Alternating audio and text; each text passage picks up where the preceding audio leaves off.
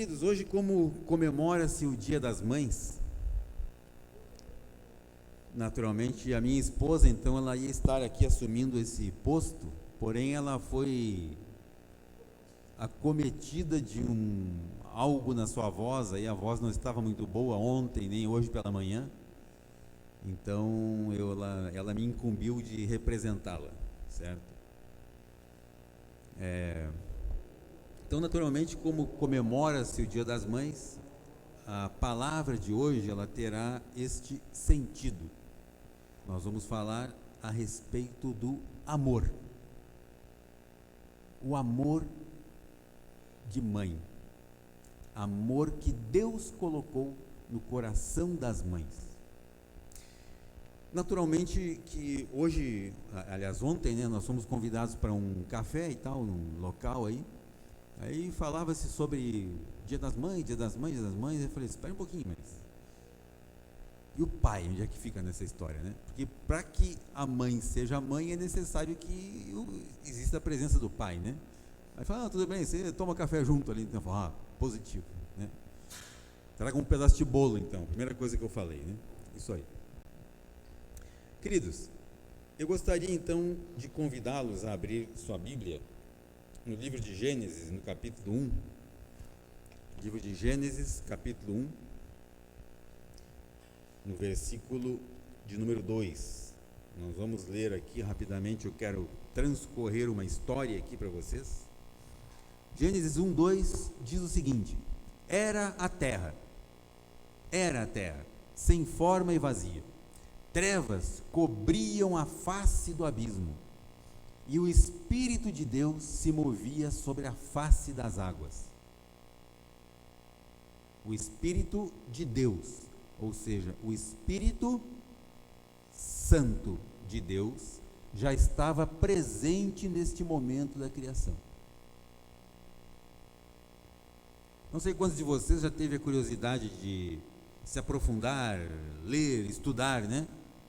Ir além, andar a segunda milha, como nós falamos, nesse texto aqui, nesse versículo aqui.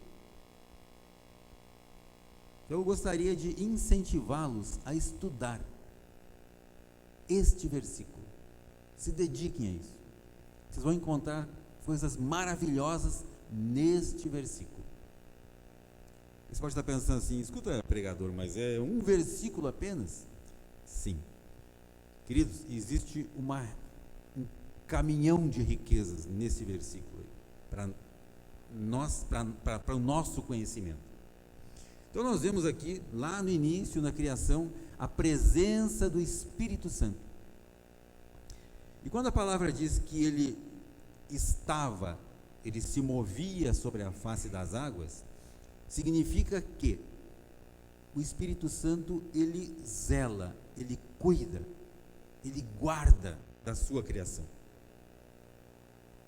Já falamos aqui que entre o versículo 1 e o versículo 2 da história bíblica existe um tempo que nós não sabemos qual é esse tempo. A Bíblia diz que no princípio criou Deus os céus e a terra. Aí existe um tempo, aí retorna no versículo 2 e diz que a terra estava sem forma e vazia. Não significa que na criação ela era assim, mas ela ficou assim.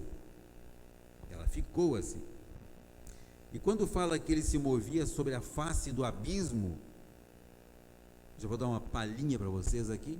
Esse abismo a qual este texto se refere é exatamente os oceanos que estavam sob a terra.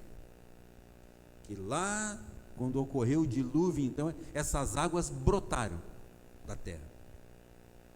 Se não me engano, em Gênesis 7, fala que essas águas, esse abismo, ele brotou da terra. Então Deus, ele estava zeloso, tomando conta da sua criação já nesse momento. Livro de Mateus, capítulo 1, versículo 18, por gentileza. Mateus 1, 18. Olha o que a palavra diz: Foi assim o nascimento de Jesus Cristo. Maria, sua mãe, estava prometida em casamento a José. Mas antes de se unirem, ou antes que se unissem, achou-se grávida pelo Espírito Santo. Achou-se grávida pelo Espírito Santo. O mesmo Espírito que estava lá, zeloso, cuidando no momento da criação. Ok? Vamos lá. Livro de Atos, capítulo 1, versículo 8. No livro de Atos, capítulo 1, versículo 8, a palavra diz assim: mas receberão poder quando o Espírito Santo descer sobre vocês. Receberão poder quando o Espírito Santo. Queridos, nós temos 3 citações aqui do Espírito Santo em tempos diferentes. Todas elas nos remetem a cuidado, a ação do Espírito Santo e graça do Espírito Santo na nossa vida. Correto? Então estamos falando de uma ação do Espírito Santo. No início ele estava zelando, cuidando, guardando a sua criação. Em Mateus nos fala que a mãe do nosso Senhor Jesus achou-se grávida pelo Espírito Santo. Logo em frente, então, no livro de Atos, a palavra nos diz que mas receberão poder. Naturalmente que estava falando isso aos discípulos, em torno de 120 pessoas que estavam reunidas ali, aguardando então serem cheios do Espírito Santo. Isso aconteceu no momento de uma festa chamada Pentecostes. Não que essa descida do Espírito Santo foi Pentecostes, a festa que estava acontecendo chamava-se Pentecostes. E é natural que essas pessoas que estavam reunidas ali não eram exatamente a quantidade, em número, em quantidade dos seguidores de Jesus. Porque sabe-se que quando Jesus foi assunto aos céus, estava presente ali em torno, basicamente, de umas 500 pessoas. Os estudiosos falam isso. Em Pentecostes estava em torno de 120 homens. Ou seja, a grande maioria já tinha vazado. Não foram perseverantes. Curioso, né? Mas quem estava ali recebeu o Espírito Santo na sua vida. O mesmo Espírito que deu vida ao nosso Senhor Jesus. O mesmo Espírito que guardava a criação. Queridos, este Espírito manifesta o seu amor por nós, que somos filhos, os que cremos e temos o Espírito Santo em nossa vida. Amém? Vamos lá. Nós estávamos na quarta-feira, foi quarta que a gente foi no treinamento, né? É isso, terça. E relacionado a este evangelismo, né? Então a gente recebeu um treinamento, ali estava também uma irmãzinha junto conosco lá, a Cláudia, e a pessoa que fez a abertura, do treinamento ali fez um comentário, inclusive, né? Ela falou assim, aliás, ontem de manhã isso, né? Foi ontem pela manhã, perdão, né? A pessoa fez um comentário e disse o seguinte, falando a respeito do amor. Ela disse o seguinte: o seu amor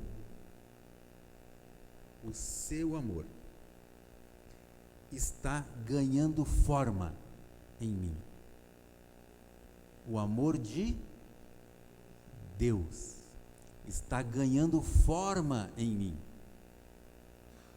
quando eu anuncio a sua palavra a outras pessoas, quando eu me dedico a compartilhar a sua palavra com outras pessoas.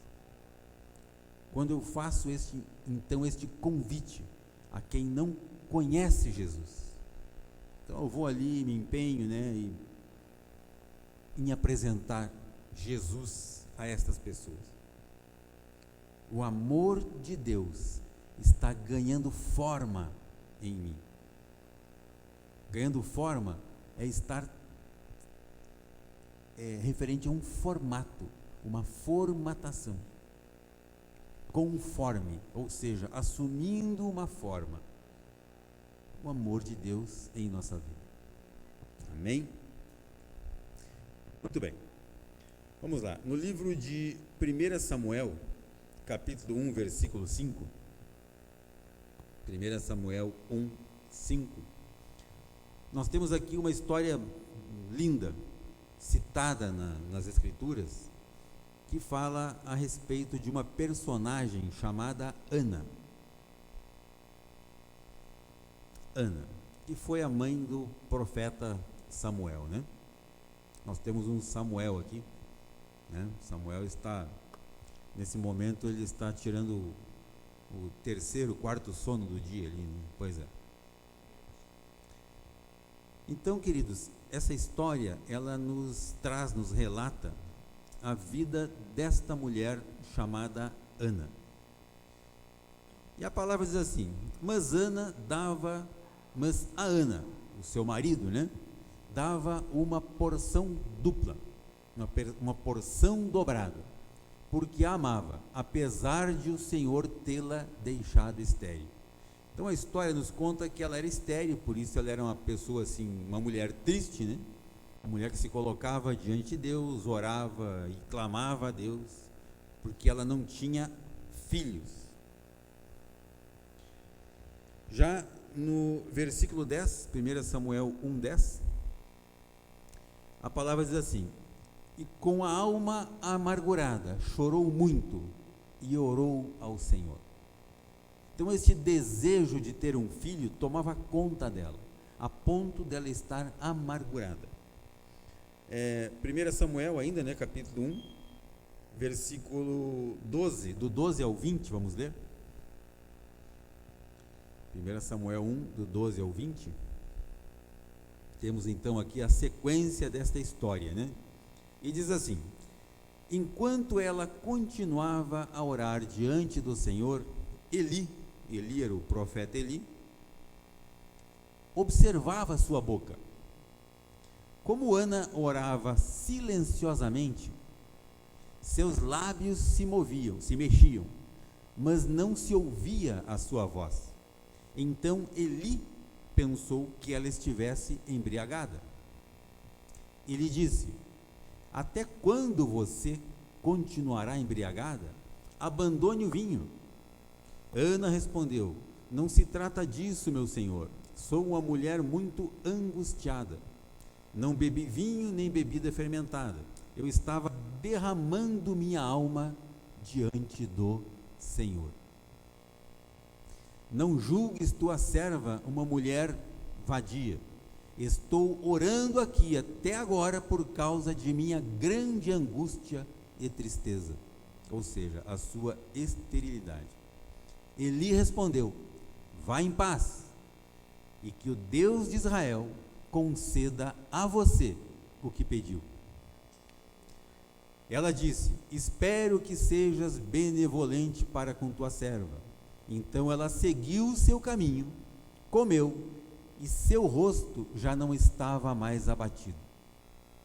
Na manhã seguinte, eles se levantaram e adoraram o Senhor. Então voltaram para casa em Ramá. Eucana, que era o marido de Ana, né, teve relações com ela, com Ana, e o Senhor se lembrou dela. O Senhor se lembrou dela. Assim Ana engravidou, e no devido tempo, guardem bem esse nome, esse texto, esse termo, no devido tempo, deu à luz um filho, e deu-lhe o nome de Samuel, dizendo: eu o pedi ao Senhor. Que lindo isso, né? Que maravilhoso. Queridos, aqui nós temos então esta passagem bíblica, essa história bíblica, onde cita a história desta mulher. E por anos ela orou ao Senhor. Por anos ela esteve angustiada, porque ela não tinha filhos. E a história diz que Eucana, seu marido, ele tinha uma outra mulher. Naquele período histórico, isso acontecia, né? E essa outra mulher tinha filhos. E ela, inclusive, zombava de Ana, porque Ana não tinha filhos. E olha só, queridos, nada acontece por acaso. A Bíblia é um livro maravilhoso. As coisas, todas elas, acontecem no seu devido tempo. Ela teve esse filho no momento da história certo, correto, oportuno, nem antes nem depois. Se ela tivesse recorrido a, métodos artificiais, né, de gravidez, a história teria sido diferente. No tempo certo, ela teve o seu filho, Samuel. Amém? Vamos lá. Livro de 2 Reis, capítulo 2 Reis, que é isso aqui? Capítulo 4, versículo 8. 2 Reis 4, versículo 8. A palavra diz o seguinte: certo dia, Eliseu foi a Sunem, uma cidade, né? Onde uma mulher rica insistiu que ele fosse tomar uma refeição em sua casa. Depois disso, sempre que passava por ali, ele parava para uma refeição. A história nos fala que havia uma mulher, e a Bíblia não cita o nome dela, apenas chama ela de Sunamita. Sunamita é uma pessoa desta região, desta cidade de Sunem, como o joinvilense, né? O curitibano, né? É assim. E esse relato então diz respeito a esta mulher, certo? Que construiu na sua casa um aposento ali para receber o profeta, certo? Ainda 2 Reis, versículo 9, do 9 ao 17, por gentileza, André, eu acabei não falando. Em vista disso, ela disse ao seu marido: sei que este homem que vem sempre por aqui é santo, homem de Deus. Vamos construir lá em cima um quartinho de tijolos, e colocar nele uma cama, uma mesa, uma cadeira e uma lamparina. Para ele, assim, sempre que nos visitar, ele poderá ocupá-lo.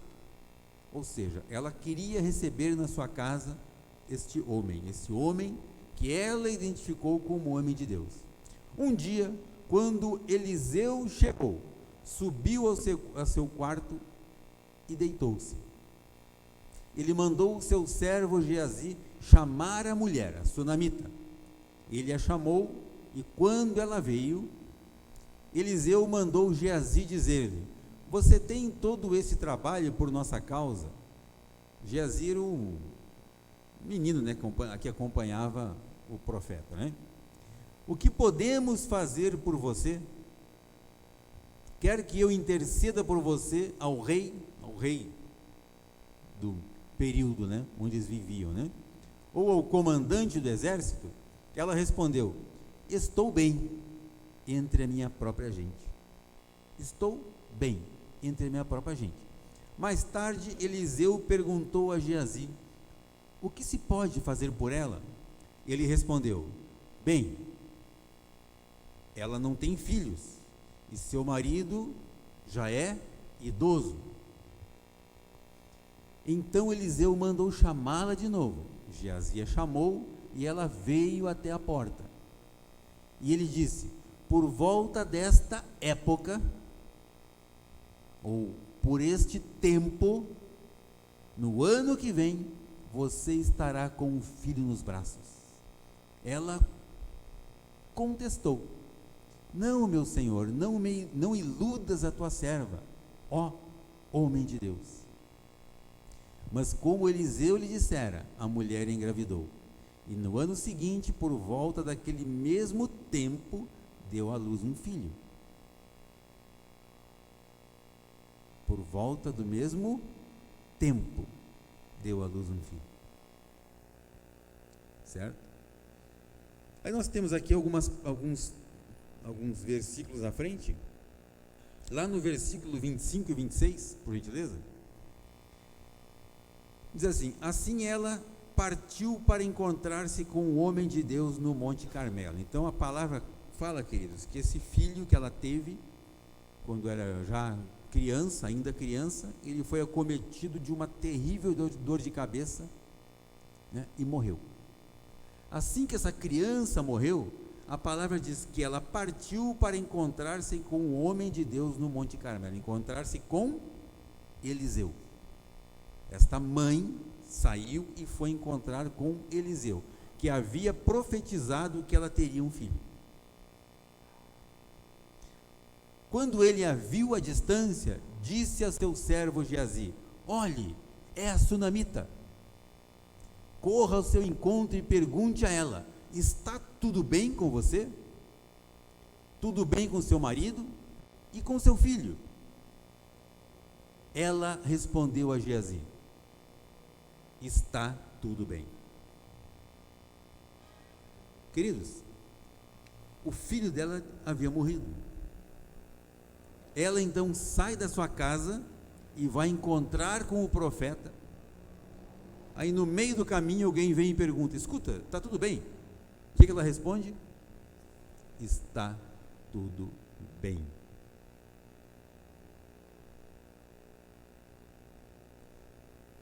Será que conosco, se fosse com um de nós aqui, a nossa resposta seria essa?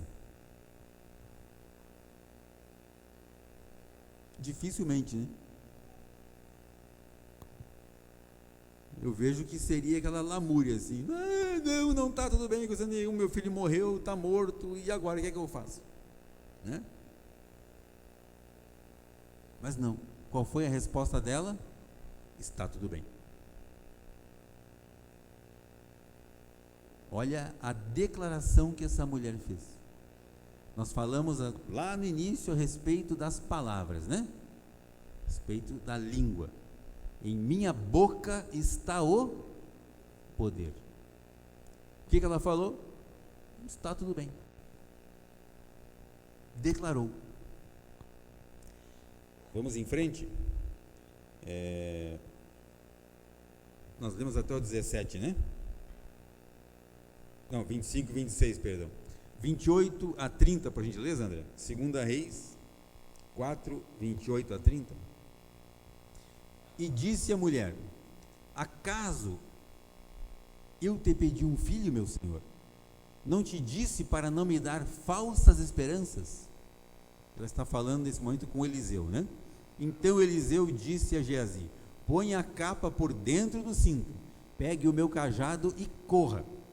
Se você encontrar alguém, não o cumprimente, e se alguém cumprimentá-lo, não responda. Quando lá chegar, põe o meu cajado sobre o rosto do menino. Ou seja, não desvie a atenção, você tem uma tarefa, faça isso.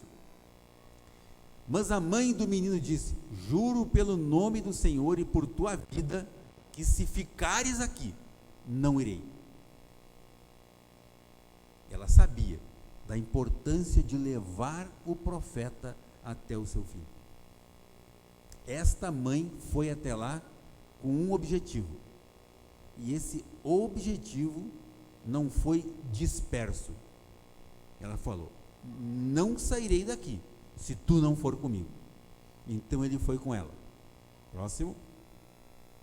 Geazi chegou primeiro e pôs o cajado sobre o rosto do menino, como havia orientado Eliseu, né? Mas ele não falou nem reagiu. Então Geazi voltou para encontrar-se com Eliseu e lhe disse: O menino não voltou a si. Quando Eliseu chegou à casa, lá estava o menino, ainda morto, estendido na cama. Ele entrou, fechou a porta e fez o quê? Orou ao Senhor. Orou ao Senhor. Correto? Orou ao Senhor. Curioso, né?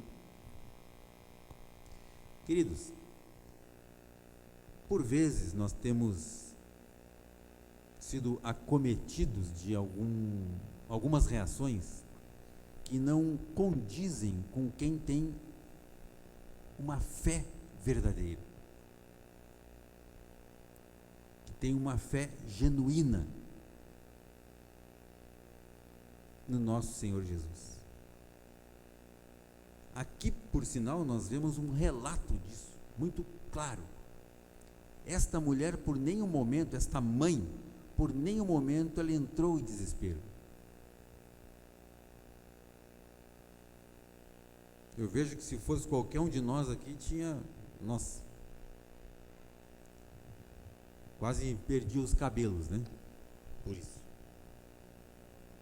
Certo? Próximo, por gentileza, André. Até o 37.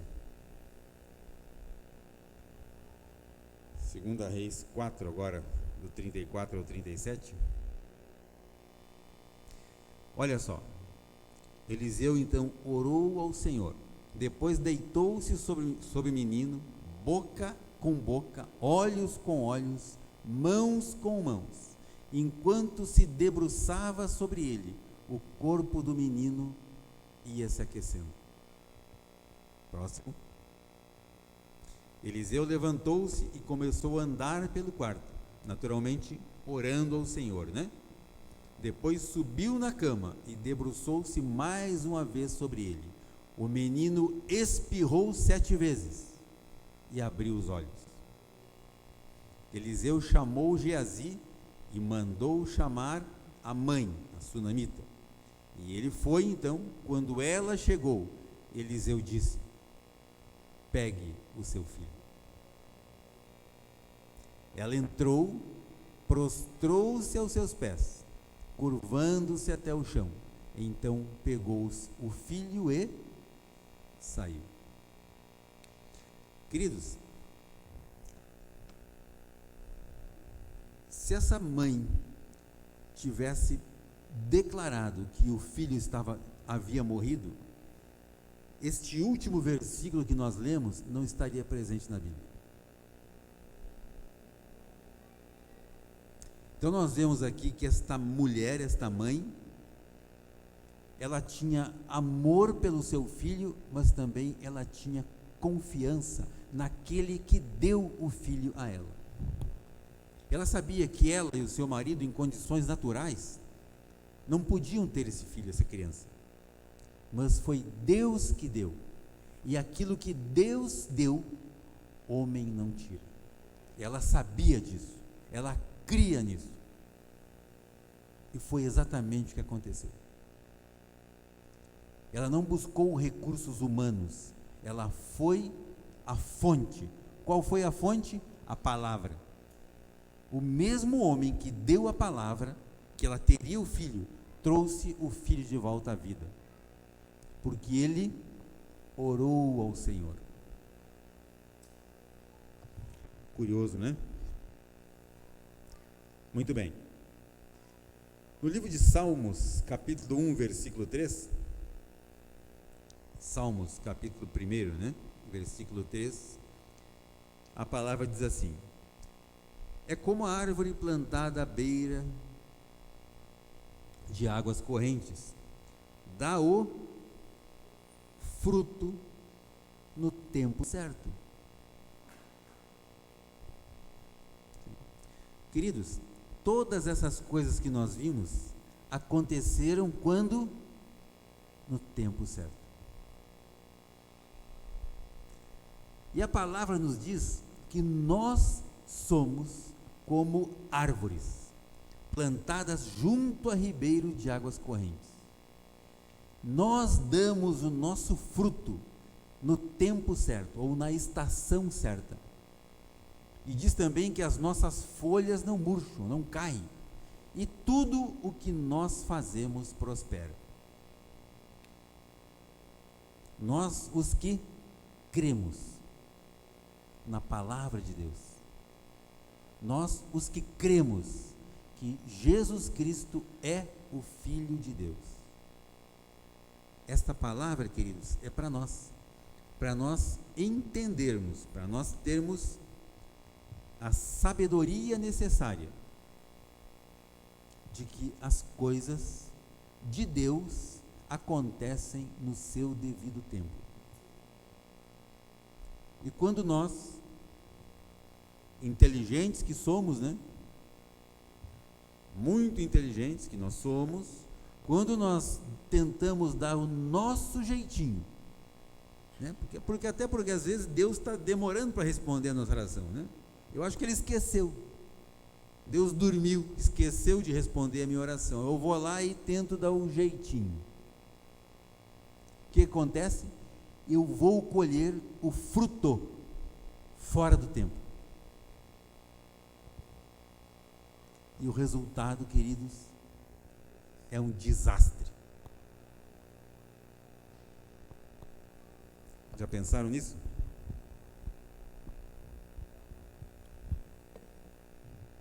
Pois bem, fica aí uma dica então, né?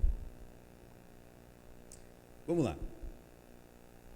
No livro de Lucas, capítulo 4, versículo 2, versículo 40, Lucas capítulo 2, perdão, né? Versículo 40, a palavra nos diz assim: o menino crescia e se fortalecia, enchendo-se de sabedoria, e a graça de Deus estava com ele. 42, por gentileza. Quando ele completou 12 anos de idade, eles subiram 42, isso? 52, perdão. 52, esse aí também é importante. 52. Diz o seguinte: Jesus ia crescendo em sabedoria, estatura e graça diante de Deus e dos homens. Esse texto, queridos, ele fala a respeito da infância de Jesus. E diz ali que ele crescia em graça, sabedoria, diante de Deus e dos homens. Naturalmente, ele teve alguém orientando ele durante a sua infância. Nós temos relatos do nascimento de Jesus, depois nós temos essa passagem onde Jesus tinha por volta de 12 anos, e depois quando Jesus se encontra então com 30 anos, por aí, né?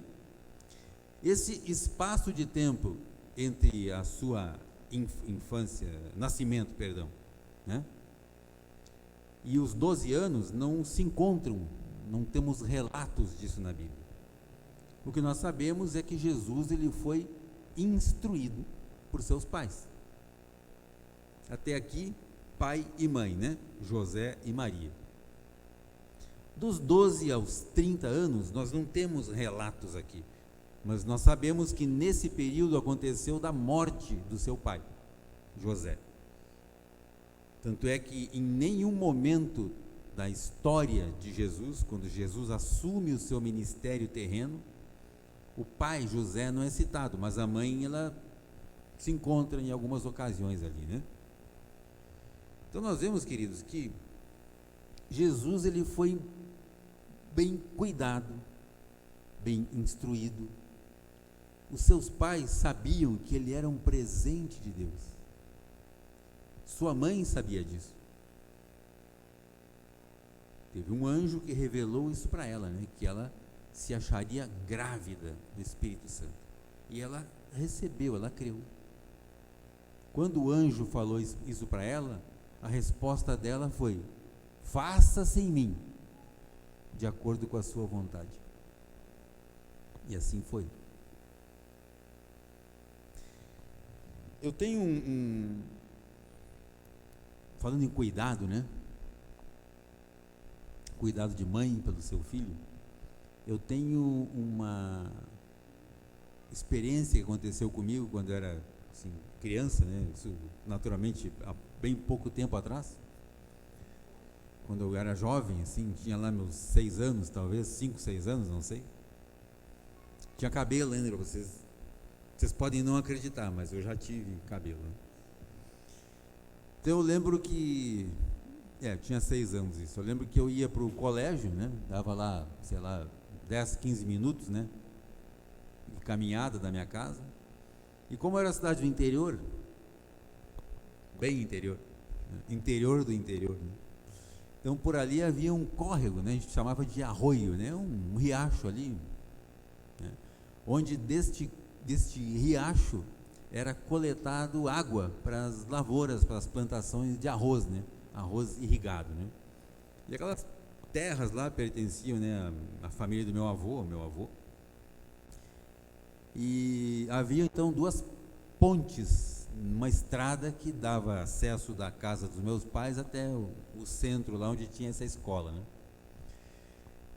E as crianças, né, naturalmente iam juntas para o colégio, né, ali, primos e tal, né? Todo mundo é meio parente, né, nesses lugares, cidades pequenas assim, né? E eu lembro que em uma dessas pontes havia sido construído ali uma represa, chamavam de comporta na época, né? E meu avô, ele construiu ali então uma represa assim de como é que chama? Concreto, né? De concreto e tal, e fechava isso então com umas pranchas, né? Não sei que tamanho que era aquilo, na época parecia gigante aquele negócio, né? Quando a gente é criança parece que tudo é maior, né? E então ele fechava, represava esta água então desse arroio, para dali então, por gravidade, ela ia então para as lavouras de arroz. E formava então naquele lugar ali uma piscina, né? E era a praia da gurizada, né? E não era só criança que ali, iam as pessoas adultas também, né? Jovens, tal, adolescentes, iam ali, né? No verão. E como era início das aulas, assim, mês de março, possivelmente, eu lembro que comecei para o colégio, né? Tinha 6 anos. Então eu passava por ali e via aquelas pessoas tomando banho ali e tal, e qual criança que não quer participar disso, né? Aí um final de semana, não sei se foi um sábado, domingo, sei lá, minha mãe então foi me levar até lá, certo? Para eu então tomar banho naquele lugar. E estava chegando assim, tinha, sei lá, bastante pessoas ali, talvez 15, 20 pessoas ali, né? Crianças e alguns jovens, né? E a minha mãe chegou então, ela não conhecia aquilo, né? Ela não conhecia aquele lugar lá. E ele era assim meio íngreme, né? Começava assim mais raso e ia ficando mais profundo e tal, até onde tinha ali essa represa, né? Comporta isso. Aí com o tempo, claro, ia assoreando, né? Entulhando de areia, como é que a gente chamava, né? E tal, ia ficando mais raso. E eu lembro que a minha mãe chegou assim e tal, e ela, vim trazer o guri aqui para tomar banho e tal, e chegou e me pegou assim, entra já, me pegou e puf, me largou na água. No que ela me largou na água assim, só ficou o chapeuzinho boiando assim.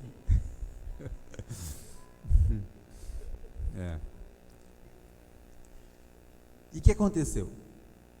Ela não conhecia, ela viu umas pessoas ali, né? Me largou na água e foi o fundo, né? O guri desapareceu. Qual foi a reação dela? Que não sabia nadar e não sabe até hoje. Ela é viva, tem 84 anos. Ela se joga na água atrás do filho. Só que, claro, né, do jeito que eu entrei assim, eu saí mergulhando e tal, e saí lá na outra ponta. Não, claro que não, né? Mas na hora que ela se jogou na água, outras pessoas já tinham visto aquilo ali e tal, pessoas que estavam ali já me socorreram ali, né? Naturalmente que eu tomei alguns litros d'água lá, né? Mas então me saí da água ali e tal, e a minha mãe, aí foi motivo assim de alegria de todo mundo ali, foi riso, né, das pessoas ali e tal, porque ela se jogou do jeito que ela estava, né? De roupa, de vestido, saia, sei lá, vestido, se jogou atrás do filho. Que é uma reação de uma mãe. ou de um pai, né? Mas como o pai não estava junto ali, é a mãe que fez isso, né? Tem uma história assim que é uma história que ficou na história, né? Porque eu tenho uma lembrança muito clara disso aí, até hoje, né? Dessa cena, essa situação, né? Então, qual mãe que não cuida, que não protege o seu filho? Amor de mãe. Como isso está sendo gravado, né? Naturalmente eu vou instruir o meu irmão lá que mostre esta gravação para minha mãe, né? Para que ela fique... Ela lembra disso, claro, né? Com certeza ela lembra disso.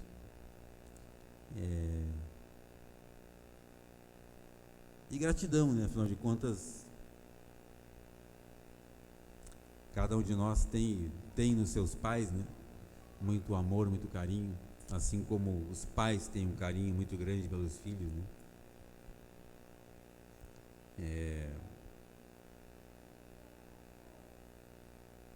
Glória a Deus por isso, amém. Queridos, no livro de Provérbios, capítulo 4, versículo 11, Provérbios 4, 11, a palavra diz assim: eu o conduzi pelo caminho da sabedoria e o encaminhei por veredas retas. Esse texto está falando de ensino dos pais. Eu o conduzi pelo caminho da sabedoria e o encaminhei por veredas retas, ou outros textos falam por caminhos justos. Ensinamento de um pai ou de uma mãe para o seu filho. Provérbios ainda, capítulo 9, versículo 9. Olha o que a palavra diz: instrua o homem sábio, e ele será ainda mais sábio. Ensine o homem justo, e ele aumentará o seu saber. Novamente, estamos falando de ensinamentos. Provérbios 22, capítulo 6. Provérbios 22, 6. Olha o que a palavra nos diz: instrua a criança segundo os objetivos que você tem para ela, e mesmo com o passar dos anos, não se desviará deles. Outras versões dizem: ensina a criança no caminho em que deve andar, e mesmo quando for velho, idoso, né? Não se desviará desse caminho. E este ensino, queridos, isso aí cabe aos pais. Nós, como pais e mães, né? Nós temos esta responsabilidade de conduzir, ensinar, instruir os nossos filhos nos caminhos em que eles devem andar. Lembrando sempre, queridos, que a educação dos filhos cabe a nós, pais, não aos orientadores escolares. Muitos pais hoje, né, devido ao tempo, devido à situação que vivem, acabam transferindo a educação dos filhos para os professores nas escolas. Isso não está certo. Educação dos filhos, ensino dos filhos, cabe aos pais. Inclusive, queridos, cada vez mais nós precisamos cuidar, zelar por tudo aquilo que é absorvido pelos nossos filhos. Tudo aquilo que eles têm acesso visual, tudo aquilo que eles ouvem, tudo aquilo que eles veem.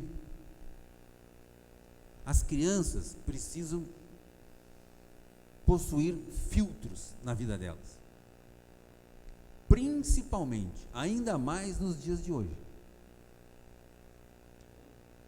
Queridos, existe uma articulação maligna, coisa das trevas, para mudar, para quebrar aquilo que nós, como pais, estamos passando para os nossos filhos. Isso é coisa das trevas. Basta ver o que está sendo tentado, e em alguns casos até aprovado, que seja ensinado para as crianças nas escolas. Coisas totalmente contrárias à palavra de Deus. Totalmente contrárias. Ideologias. Coisas que contaminam. Coisas que pervertem a natureza da criança. Queridos, a criança precisa ser criança. Quando o texto bíblico fala de dar o fruto na estação certa, isso aí está dizendo o seguinte, que há tempo para cada coisa. Há tempo de ser criança, há tempo de brincar de carrinho, não é? Carrinho, o objeto ali, a boneca, né, no caso da menina. Há tempo de ir para a escola, há tempo de iniciar a sua vida profissional, há tempo de casar, há tempo de ter filhos, depois do casamento, naturalmente. Certo? Há tempo de constituir família, né? Pai, mãe, filhos, e não ao contrário, como está sendo tentado passar para as crianças nas escolas aí. Então, nós como pais, queridos, precisamos tomar esse tipo de cuidado. Cuidado com aquilo que os nossos filhos estão tendo acesso. Principalmente porque toda essa artimanha maligna que se criou, exatamente para fazer com que a criança tenha muito mais atenção às pessoas que porventura passam informações contrárias àquilo que os pais estão ensinando. E hoje qualquer criança, né, de 2 aninhos, 3 aninhos aí, já está ali com um tablet, como é que chama? Com smartphone, né? E está acessando, queridos, qualquer coisa. Né? Existe hoje o que muito comum, né? Os influenciadores aí, influencers. Queridos, os influenciadores dos filhos somos nós, pais, não são os outros.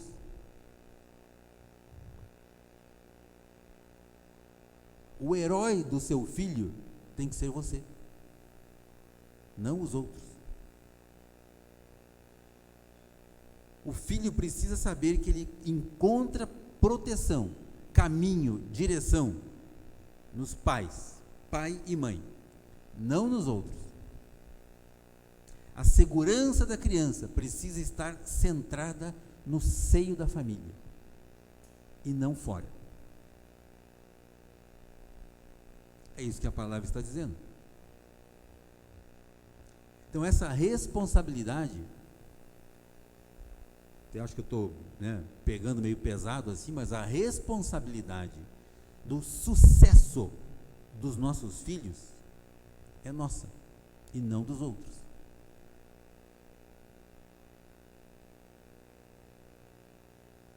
A criança só será bem-sucedida na vida se ela for bem instruída nos caminhos em que ela deve andar.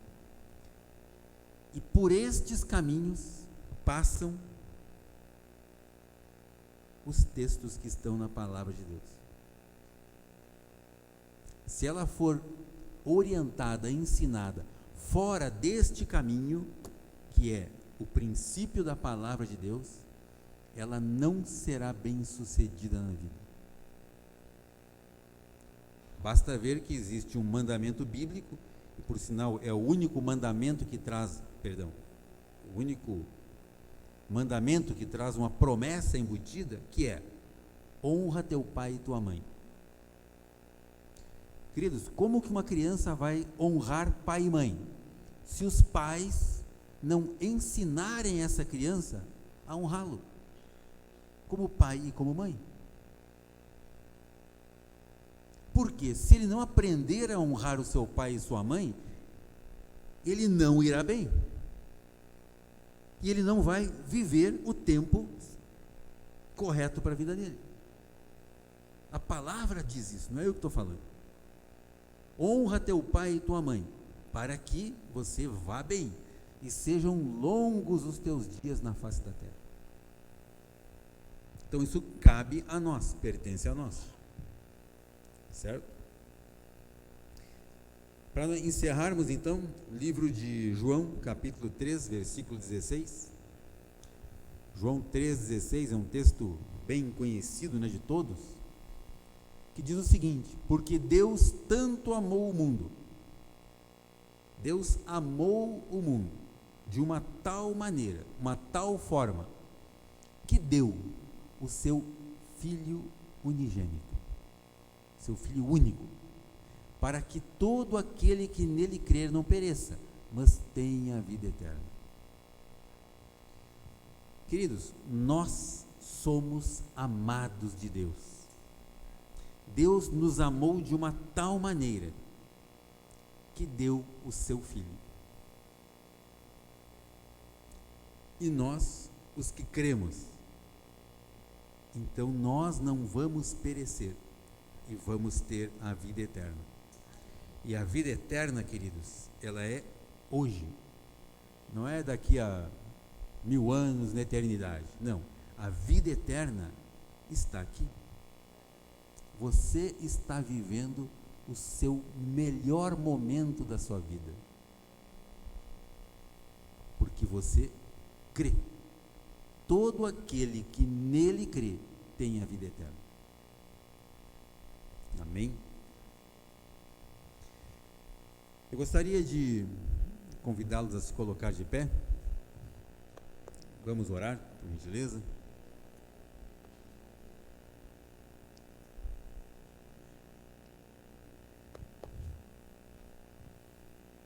Pai Celestial, queremos nessa hora, Senhor, agradecer por esse momento, agradecer primeiramente pela Tua palavra. Pai Celestial, sabemos que o Senhor deixou a Tua palavra para que nós tenhamos esta fonte de sabedoria para a nossa vida. A Tua palavra, Senhor, ela nos guia nos Teus caminhos.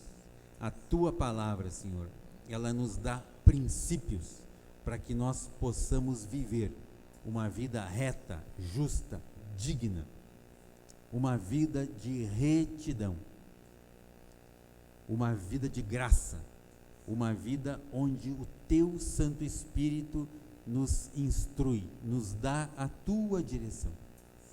Pai Celestial, eu quero declarar, Senhor, na vida de cada um dos irmãos, uma semana abençoada, uma semana maravilhosa, uma semana onde o Teu Santo Espírito os guiará pelos Teus caminhos, e tudo aquilo que eles fizerem, o Senhor faça prosperar. Pai Celestial, aquele que precisa fechar contratos, irá fechar contratos. Aquele que precisa vender ou comprar, irá vender e comprar. Aquele que precisa de uma porta de trabalho, o Senhor já tem essa porta de trabalho para a sua vida. Aquele que precisa, Senhor, de um auxílio, o Senhor já tem esse auxílio para a sua vida. Pai Celestial, queremos Te agradecer, porque nós encontramos a nossa suficiência no Senhor. Eu quero declarar, Senhor, uma semana de graça, uma semana de paz a todos os irmãos, em nome do Teu Filho Jesus. Amém? Muito bem. Nós preparamos um momento onde vamos distribuir uma lembrancinha para as mães. Eu acho que a minha esposa deve ter ido providenciar isso, né? Vamos ter o louvor então enquanto isso? Amém? Depois eu quero chamar as mães